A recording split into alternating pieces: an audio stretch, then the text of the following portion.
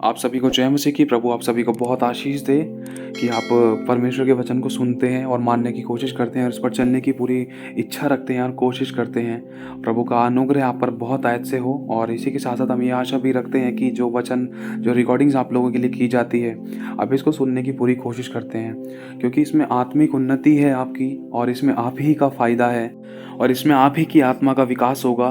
क्योंकि आपको नीति वचन के द्वारा बुद्धि, ज्ञान और समझ की बातें सीखने और सुनने के लिए मिलेंगी, और उन पर आप चल भी पाओगे। प्रभु का आत्मा आपसे बात भी करेगा, आप चुनाव भी कर पाओगे।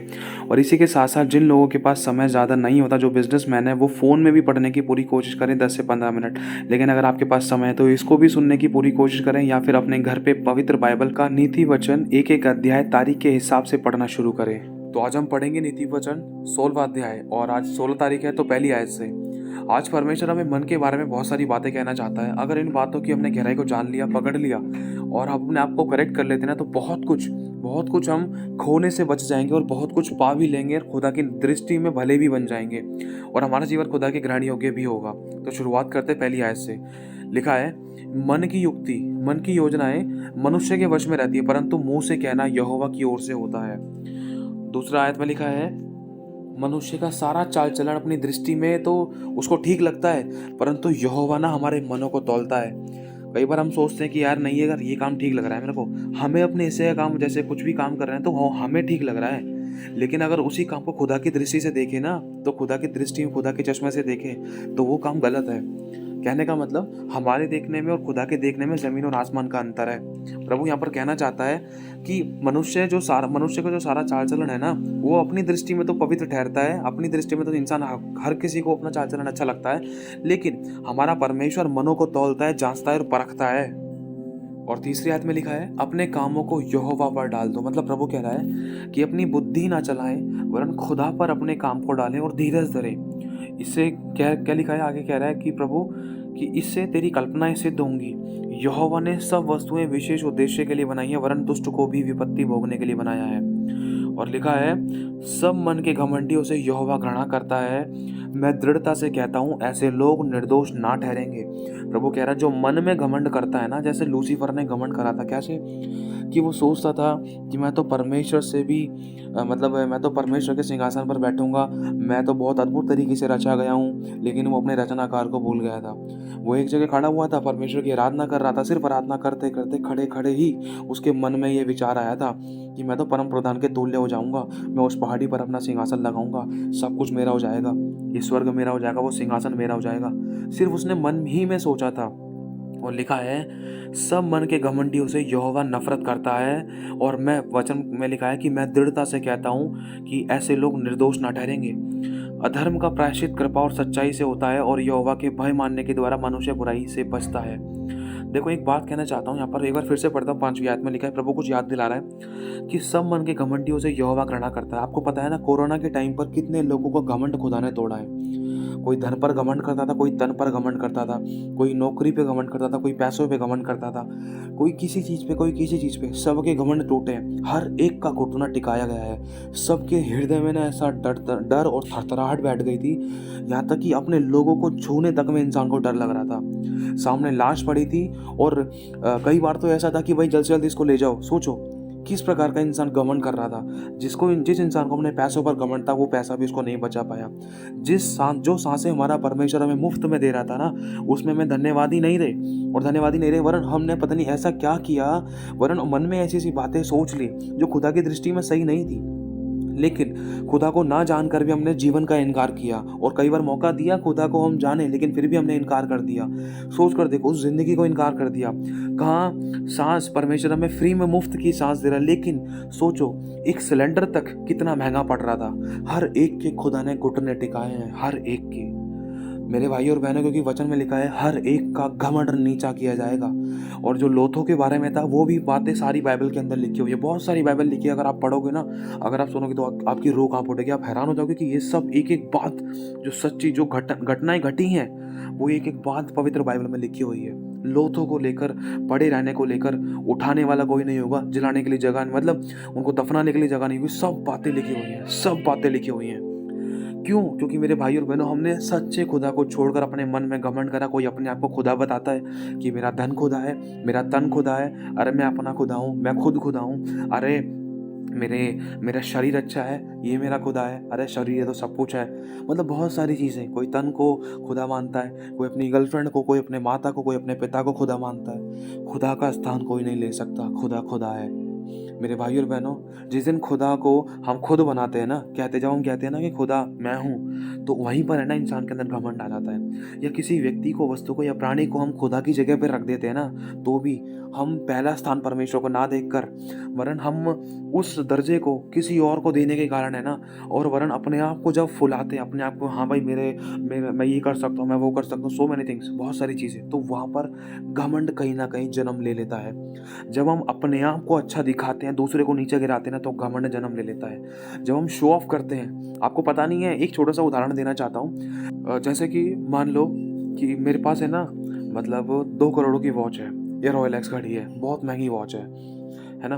और उस घड़ी को मैं ना 4 लोगों को दिखा रहा हूँ, पहन के जा रहा हूँ, ओए तेरे भाई ने आज घड़ी खरीदी है, ओए देख घड़ी खरीदी है, ये है वो है, देख कितनी बढ़िया है, इसमें ये भी है वो भी है। शो ऑफ के चक्कर में ना अचानक घमंड आ गया। घमंड आ गया कैसे? मतलब धीरे धीरे ये बातें अंदर आने लगेंगी कि भाई बहुत महंगी घड़ी है, मैंने खरीदी है, मैं पहनता हूँ, मेरी है, और मैं तुम्हें इसलिए दिखा रहा हूँ कि तुम नहीं खरीद सकते। मतलब मैंने अपने आप को बहुत ज़्यादा ऊंचा कर रहा हूँ कि हाँ देख मैंने खरीदी है, मैं वही 2 लाख की घड़ी पहनता हूँ। शो ऑफ के चक्कर में घमंड को मौका मिल गया। और घमंड के बारे में खुदा क्या कह रहा है? देखो, कई बार हमें पता भी नहीं चलता है, अनजाने में भी घमंड कर दिया करते थे हम, है ना। लेकिन अगर हम वचन को जाने, तो प्रभु का वचन कह रहा है कि सब मन के घमंडियों से, अगर हम मन में भी घमंड कर ले तो वो घमंड तो घमंड है ना।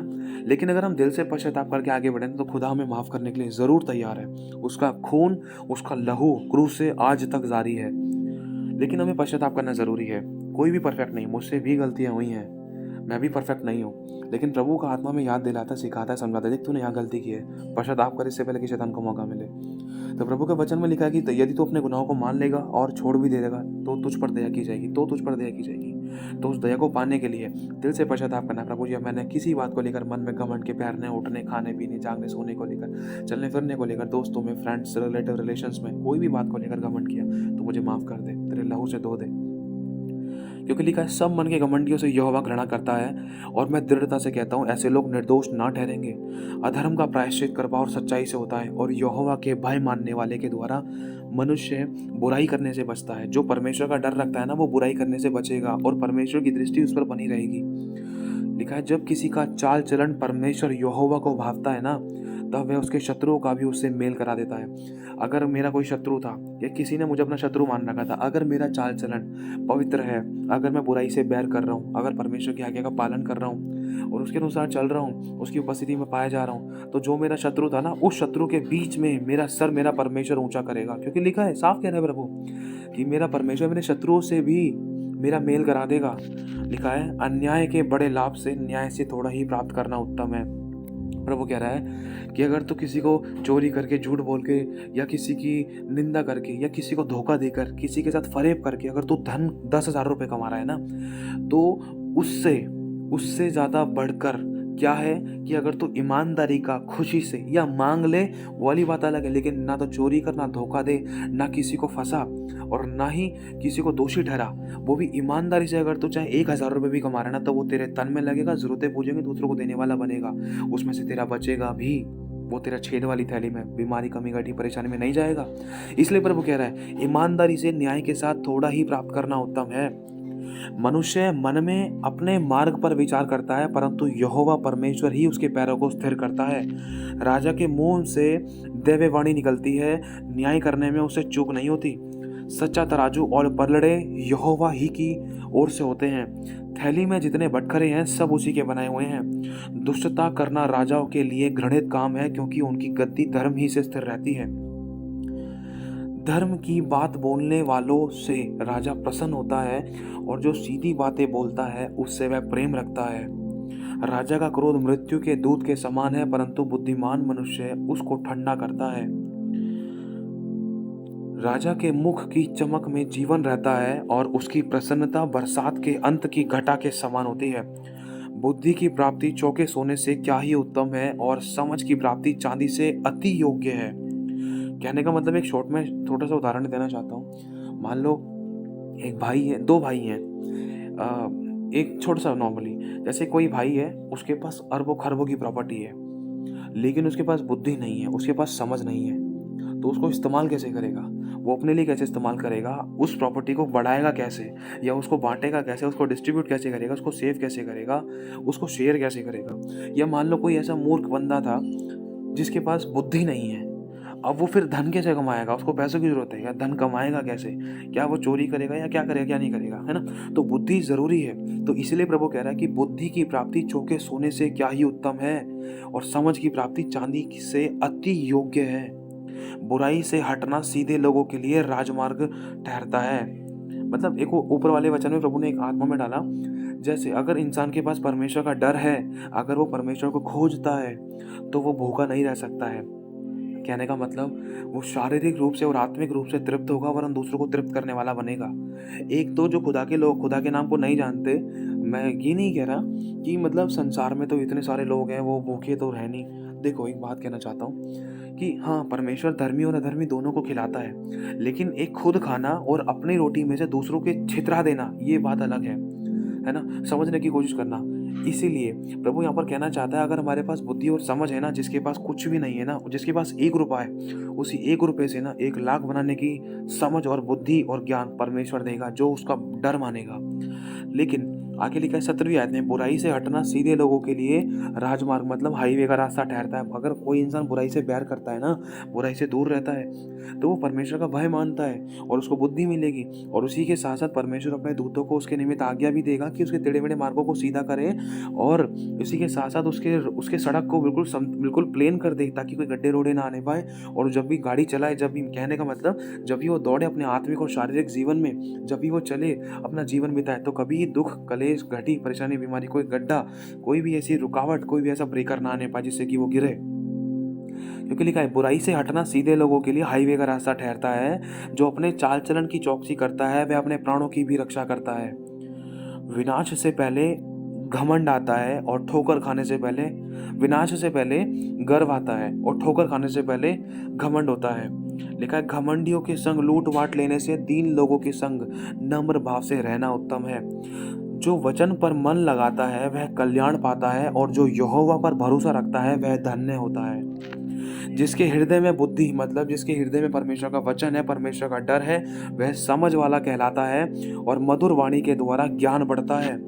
जिसके बुद्धि है उसके लिए वह जीवन का सोता है, परंतु मूढ़ों को शिक्षा देना मूढ़ता ही होता है।